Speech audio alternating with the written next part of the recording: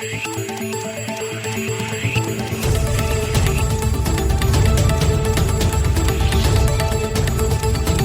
et bienvenue à cette édition de Santé, Sciences et Développement, le magazine scientifique de SciDev.net, en partenariat avec votre radio.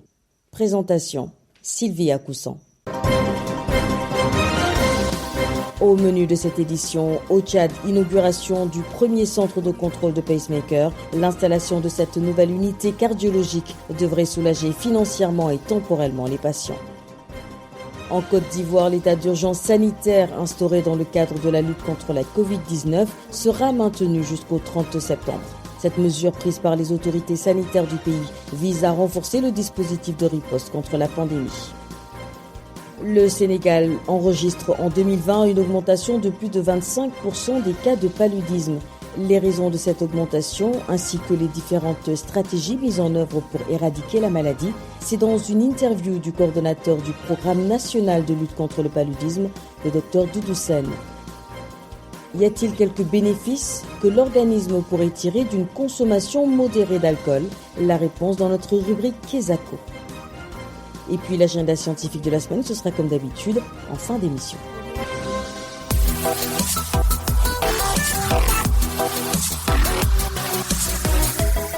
Le Tchad a inauguré le 24 juin dernier son premier centre de contrôle de pacemaker.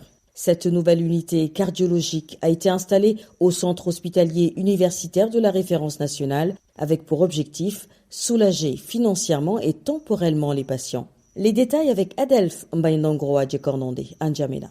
C'est une unité cardiologique disposant de 5 appareils Flamma 9, toutes marques confondues, qui a été inaugurée le 24 juin 2021. Le gouvernement du Tchad a mis en marche le tout premier centre de contrôle de pacemaker en N'Djamena. Ce lot de matériels médicaux destiné à assurer la rythmique cardiaque en cas de déchéance est un don de l'association Un cœur, un rythme et une vie basée en France. L'initiative a été saluée par des milliers de Tchadiens, dont le chef de service de cardiologie de l'hôpital général de référence nationale, professeur Moanodi Mbaïsouroum. Pour lui, avoir un tel centre désaltère en temps et en finance les patients. Effectivement, ça permet de rassurer sur le plan financier, mais également ça permet de sauver des vies. Parce qu'il y a des gens qui ont ce pacemaker, s'ils n'ont pas les moyens d'aller ailleurs, mais ils meurent. Deuxièmement, si ces malades que nous diagnostiquons, qu'ils ont besoin de pacemaker, eh bien, ils auront la possibilité de mettre ce pacemaker ici.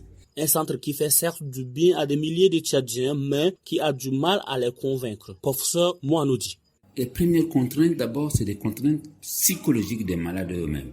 Quand nous posons le diagnostic à tel malade, on lui dit qu'il a besoin de pacemaker, ils ne veulent pas. Parce que pour eux, il doit avoir un matériel étranger qui porte tout le temps, donc ils refusent. Les deuxièmes contraintes, d'emblée, bien sûr, il se pose la question de la pérennisation de ce centre. C'est-à-dire il faut des matériels disponibles, accessibles. Et troisièmement, ne l'oublions pas, il faut le personnel médical qualifié. J'allais dire les cardiologues. Il n'y en a pas beaucoup. Les différents acteurs concernés par le centre appellent les malades et leurs familles à une prise de conscience. Car, je cite, le pacemaker sauve des vies en cas de dysfonctionnement cardiaque. Adelph Mbaindangro Adjekornondé, N'Djamena pour Santé, Sciences et Développement. En Côte d'Ivoire, les autorités ont décidé de prolonger jusqu'au 30 septembre l'état d'urgence sanitaire instauré dans le cadre de la lutte contre la Covid-19. Une mesure visant à renforcer le dispositif de riposte contre la pandémie, jugé pourtant satisfaisant. Les explications de Mamadou Traoré, notre correspondant à Abidjan. C'est au sortir d'une réunion du Conseil national de sécurité le jeudi 1er juillet 2021 que l'annonce a été faite par le secrétaire général de cette instance, Jacinthe Sarasoro. Au regard de la saison des pluies dans notre pays et de la période des vacances qui verront un nombre important de mouvements de personnes, dans un contexte mondial caractérisé par l'apparition de plusieurs variants à la Covid-19, le Conseil national de sécurité a décidé de prolonger l'état d'urgence sanitaire jusqu'au 30 septembre 2021. Cette réunion présidée par le chef de l'État Alassane Ouattara a permis à l'exécutif ivoirien de faire l'état des lieux du dispositif de riposte du pays contre le Covid-19.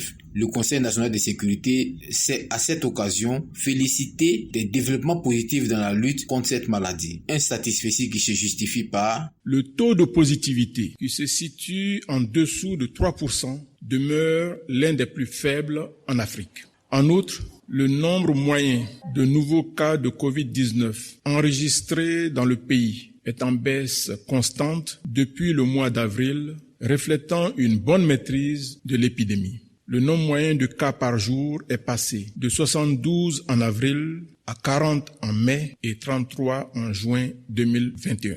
De même, le nombre de décès connaît une baisse avec 42 décès enregistrés en avril, 19 en mai et 8 en juin 2021.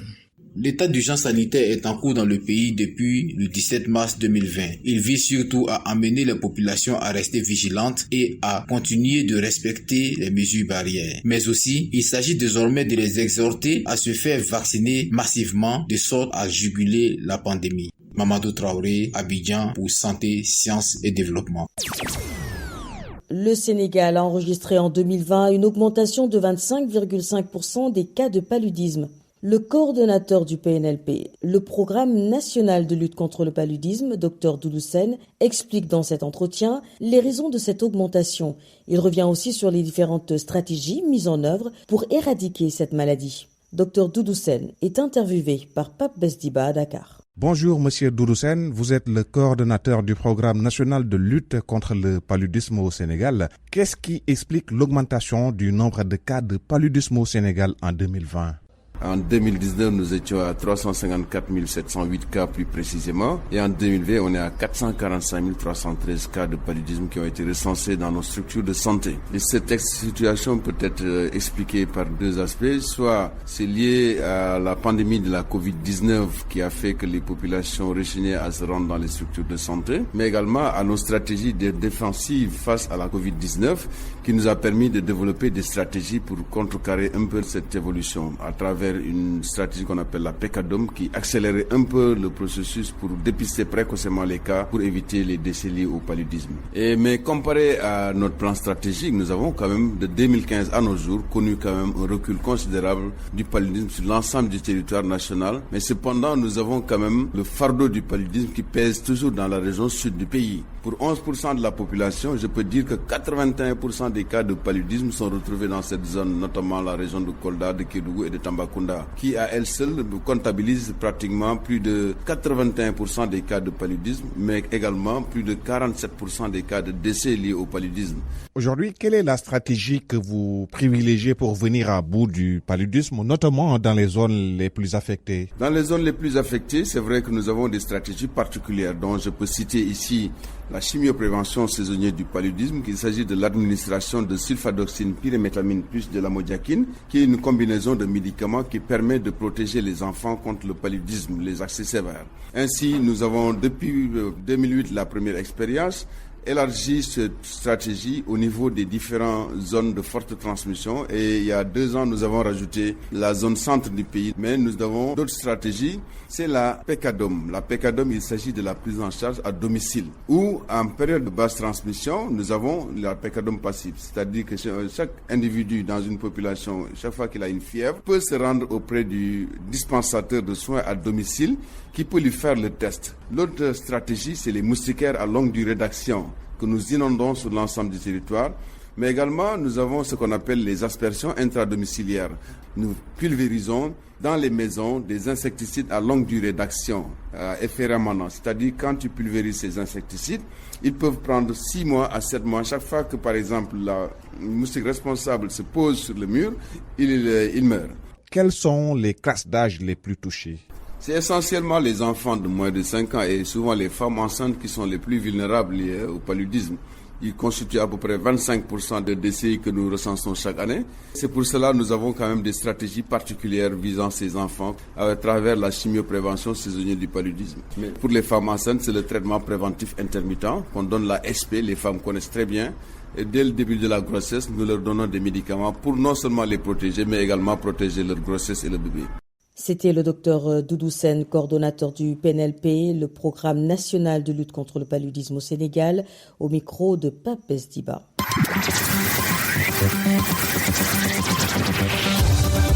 Kesako, qu'est-ce que c'est? Vos questions à la rédaction, les réponses de nos experts. La question de cette semaine nous vient du Mali, je vous propose de l'écouter. Bonjour CIDEF, je m'appelle Diana Traoré, je réside à Bamako, au Mali. On a coutume de dire que l'abus de l'alcool est dangereux pour la santé. Est-ce à dire que la consommation de l'alcool à une dose raisonnable pourrait être bénéfique pour l'organisme? Rendons-nous à Bamako où notre correspondant Mardoché Boli est en ligne. Bonjour Mardoché. Bonjour Sylvie, bonjour très chers auditeurs. Qu'avez-vous obtenu comme réponse à la préoccupation de notre auditeur? Sylvie, la question de la consommation de boissons alcoolisées dans un pays à forte communauté musulmane est une question très délicate à débattre, même dans la communauté scientifique malienne.